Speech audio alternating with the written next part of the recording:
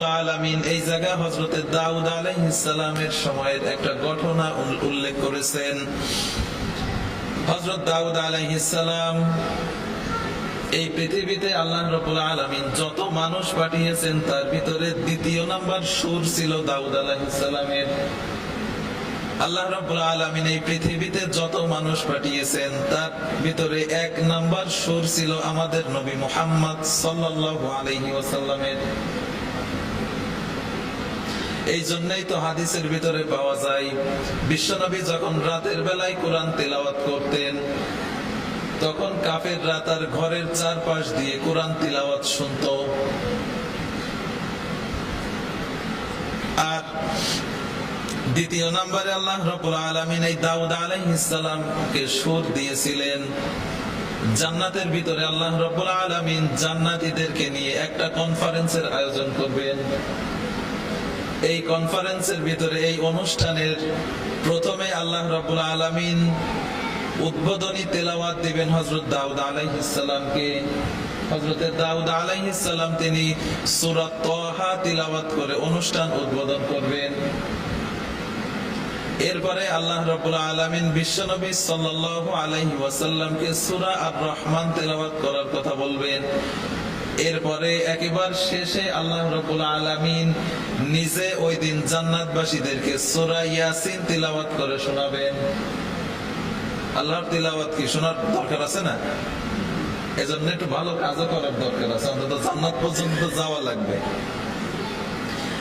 হযরত দাউদ আলাইহিস সালাম তিনি নদীর পাড়ে তার ইবাদতখানায় বসে তিনি ইবাদত করতেন। ওই জায়গায় তিনি তার জাবুর শরীফ পড়তেন। আর সমুদ্রের মাছগুলো ওই তিলাওয়াত শোনার জন্য হযরত দাউদ আলাইহিস সালামের কাছাকাছি চলে আসতো। ইহুদিরা কি করত? ওই মাছগুলোকে তারা ধরে ধরে নিয়ে আসতো। আল্লাহ রাব্বুল আলামিনের পক্ষ থেকে নির্দেশ আসলো যে তোমরা শনিবারের দিন এই মাছ শিকার করবে না। আমাদের যেমন ইবাদতের দিন হচ্ছে শুক্রবার, খ্রিস্টানদের হচ্ছে রবিবার, আর ইহুদিদের ছিল শনিবার। এই দিনে আল্লাহ রাব্বুল আলামিন ইহুদিদের জন্য পবিত্র দিন ঘোষণা করেছিলেন শনিবার।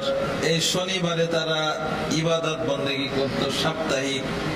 হযরত দাউদ আলাইহিস সালাম তিনি শনিবারে ওই ইবাদতখানায় বসে তেলাওয়াত করতেন। আর মাছগুলো তেলাওয়াত শোনার জন্য হযরত দাউদ আলাইহিস সালামের কাছাকাছি চলে আসতো। ইহুদিরা ওই মাছ ধরতো। এই জন্য আল্লাহ রাব্বুল আলামিন ওদেরকে নিষেধ করে দিলেন যে তোমরা শনিবারে মাছ ধরবা না। শনিবারে মাছ ধরার নিষেধ মানে আল্লাহ রাব্বুল আলামিন ওদেরকে মাছ ধরতেই নিষেধ করেছেন। কিন্তু ওরা কি করত? শনিবারে মাছগুলো আটকে রাখতো।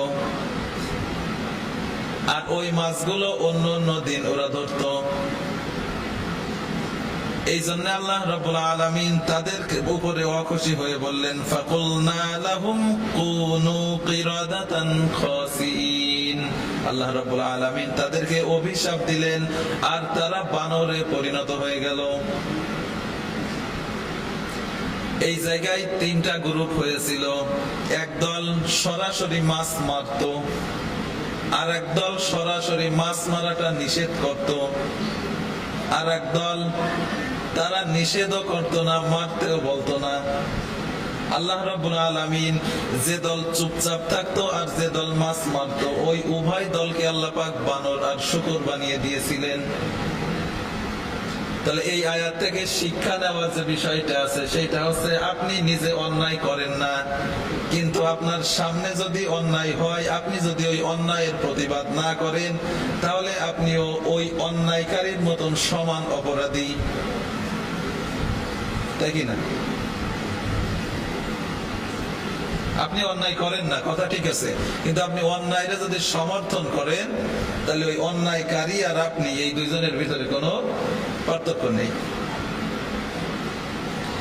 এরপরে আল্লাহ রাব্বুল আলামিন এই বাকারা সূরাটার বাকারা নাম যে কারণে হয়েছিল সেই ঘটনাটা সুন্দর করে বলতেছেন। আল্লাহ রাব্বুল আলামিন বলেন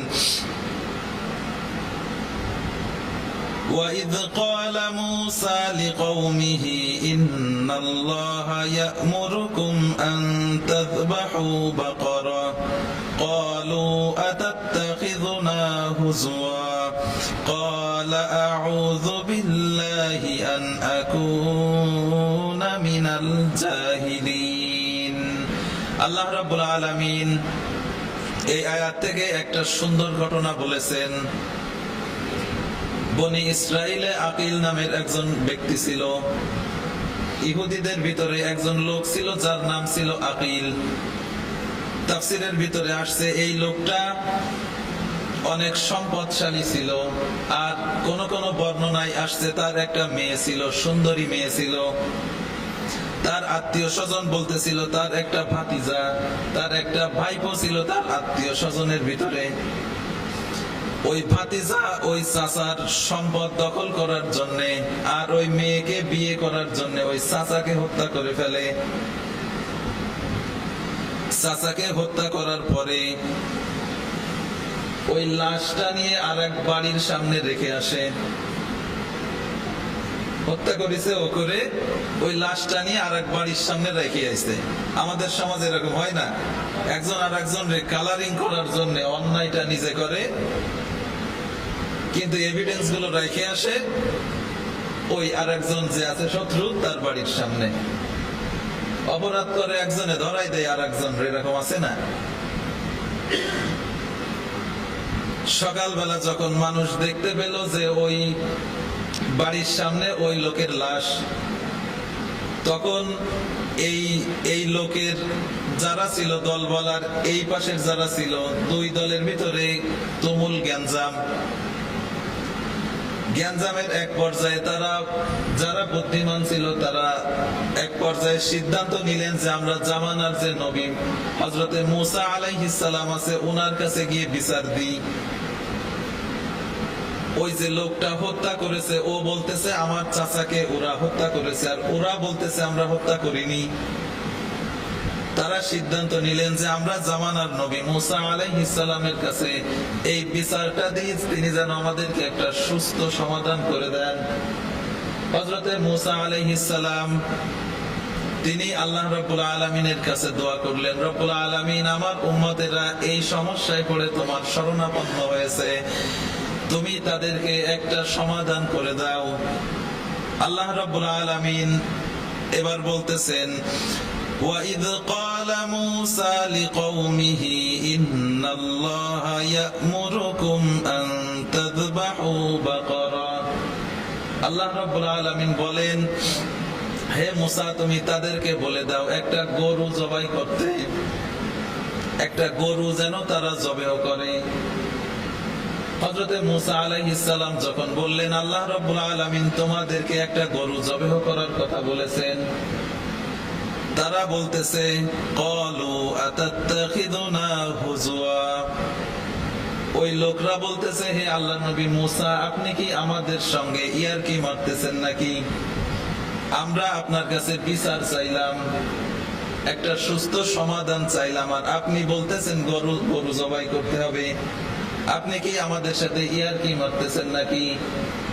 হযরতে মুসা আলাইহিস সালাম বললেন ক্বালা আউযু বিল্লাহি আন আকুনা মিনাল জাহিলিন। আল্লাহ রাব্বুল আলামিন বলতেছেন মুসা আলাইহিস সালাম বলেছিলেন যে আল্লাহ রাব্বুল আলামিন আমাদেরকে হেফাজত করুক এই সমস্ত জাহেলদের থেকে। অর্থাৎ তিনি বোঝাতে চাইলেন হে আমার জাতির লোকেরা, ইয়ারকি মারা আমি নবীর জন্য শোভা পাই না, আমি তোমাদের সাথে কোনো ইয়ারকি মারতেছি না। আল্লাহ রাব্বুল আলামিন তোমাদেরকে একটা গরু জবেহ করার কথা বলেছেন। ক্বালু উদউ লানা রাব্বাকা ইউবাইয়িন লানা মা হি, তারা বলল হে আল্লাহর নবী মুসা আপনি একটু আল্লাহ রাব্বুল আলামিনের কাছে ক্লিয়ারলি জিজ্ঞাসা করেন যে ওই গরুটা কেমন হবে, গরুটা কেমন হবে, আপনি একটু আল্লাহ রাব্বুল আলামিনের কাছে জিজ্ঞাসা করেন। ক্বালা ইন্নাহু ইয়াকুলু ইন্নাহা বাকারাতুল লা ফারিদু ওয়ালা বিক আওয়ানুম বাইনা যালিক, মুসা আলাইহিস সালাম বললেন, আল্লাহ রাব্বুল আলামিন তোমাদেরকে বলেছেন যে গরুটা এমন হবে, বুড়ো হবে না, আবার বাচ্চাও হবে না, মধ্যম বয়সী একটা গরু হবে। এই ইহুদিরা এত প্রশ্ন করতেছিল যে গরুটা যাতে জবেহ করা না লাগে। তারা মুসা আলাইহিস সালামের সাথে উপহাস করতেছিল, নবীর হুকুম তারা মানতে দেরি করত। যখন ইহুদিদেরকে বলা হতো যে আল্লাহ রাব্বুল আলামিন তোমাদেরকে জিহাদে যাওয়ার কথা বলেছেন, ওই ইহুদিরা বলতো, মুসা তুমি আর তোমার আল্লাহ গিয়ে জিহাদ করো, আমরা এই জায়গায় বসে থাকলাম। এত বড় টেরা জাতি না। তারা নবীদেরকে উপহাস করত। এই উপহাসের কারণেই তারা বলতে লাগলো, এই বিভিন্ন প্রশ্ন তারা করতে লাগলো। আর তারা যত প্রশ্ন করতেছে আল্লাহ পাক তত জটিল কঠিন করে দিচ্ছেন। প্রথমে যদি তারা যে কোনো একটা গরু জবাই করে ফেলতো তাহলে হয়ে যাইতো, কিন্তু তারা প্রশ্ন করতেছে, জিনিসটারে আরো কঠিন করে ফেলতেছে। আমাদের সমাজে এরকম লোক আছে যারা প্রশ্ন করে জিনিসটারে কঠিন করে ফেলে। আপনি বোঝাবেন একটা প্রশ্ন করে, ও আরো ক্লিয়ার বুঝতে চাই। আল্লাহ রাব্বুল আলামিন তারা যখন বলল যে আপনি আল্লাহ রাব্বুল আলামিনের কাছে একটু জিজ্ঞাসা করেন যে এই গরুটার রং কেমন হবে, এই গরুটা কি সাদা হবে না কালো হবে, সবুজ হবে না পিঙ্ক কালারের হবে, কি হবে? আল্লাহ রাব্বুল আলামিন বললেন, ইন্নাহু ইয়াকুলু ইন্নাহা বাকারাতুন সাফরা। আল্লাহ রাব্বুল আলামিন বললেন, হে মুসা তুমি তাদেরকে বলে দাও তারা যে গরুটা জবেহ করবে গরুটার রং হবে হলুদ। কঠিন হয়ে গেল না? এখন সাদা কালো অন্য কালার আর কাজ হবে না। আল্লাহ বলতেছে হলুদ গরু লাগবে, এখন হলুদ গরু খুঁজা লাগবে। এজন্য যত প্রশ্ন করবে তত কঠিন হয়ে যাবে। এরপরে আল্লাহ রাব্বুল আলামিন বললেন, ফাকিউল লাউনুহা তাসুররুন নাযিরিন। আর গরুটা এমন হবে যে দর্শকদেরকে সেই গরুটা আনন্দ দেবে, গরুটা এমন হবে যে যে দেখবে তার পছন্দ হবে, এরকম একটা গরু লাগবে। ক্বালু দু'উ লানা